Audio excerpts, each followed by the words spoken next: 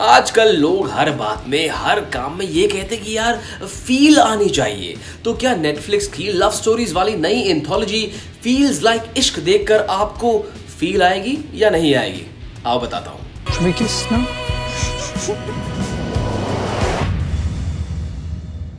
एक अजनबी हसीना से यूं मुलाकात हो गई, फिर क्या हुआ? इसी लाइन और थॉट पर बेस्ड है इस 6 पार्ट एंथोलॉजी की हर story where strangers meet in the most unlikely circumstances and then it feels like इश्क अकॉर्डिंग टू द मेकर्स। भाई इन 6 लव स्टोरीज की सेटिंग में वैरायटी तो है, मानना पड़ेगा। कहीं पे एक रनअवे ब्राइड की ब्राइड्समेड और बेस्ट फ्रेंड की चांस मीटिंग होती है उसी शादी के वेडिंग प्लानर से।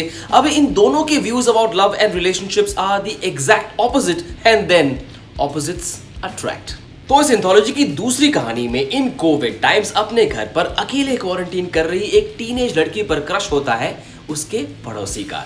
एक मासूम से झूठ के साथ जिस बातचीत की शुरुआत हुई थी उसमें क्रश वाले इश्क का रंग जरूर दिखता है। वहीं एक यंग लड़का महाबलेश्वर की पहाड़ियों में अपने पेरेंट्स के घर में उनकी एब्सेंस में एक अनएक्सपेक्टेड सोलो ट्रैवलर को रहने के लिए किराए पे एक कमरा देता है। And then they together embark on a very इश्की little journey within and together. तो अगली कहानी में एक एड एजेंसी की एक associate who is closeted, now she falls for her out in the open about her homosexuality बिंदास colleague and then there are इश्क वाले हिकअप्स अलोंग द वे। तो 5वीं कहानी में मुलाकात होती है 2 लोगों की, एक लड़का और एक लड़की जो compete कर रहे हैं एक ही नौकरी के लिए। But then this story sees a cute little twist when the girl offers interview tips to her less qualified competitor। और इस एंथोलॉजी की आखिरी कहानी इश्क मस्ताना हमें सिखाती है कि भाई इश्क के इंतजार में काहे को मरना when you can meet the love of your life at a धरना, a protest। Yes, a young rich guy who's had a breakup, he's on a rebound and he happens to meet this pretty young girl who's a spirited activist। उसको मिलने के बाद इस लड़के के views about life and love take a 180 degree turn. Love होता है लेकिन वो कुछ टाइम ही रहता है, उसके बाद आते हैं compromises, unfulfilled dreams, resentment and finally The feeling of being stuck।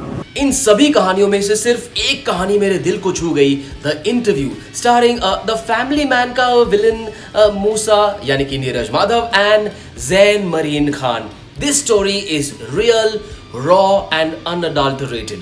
ये कहानी आपके दिल को गुदगुदी करते हुए आगे बढ़ जाएगी और आपको इन दोनों कैरेक्टर्स से इश्क हो जाएगा। Konjam konjam. Konjam Konjam is not Malayalam, it's Tamil.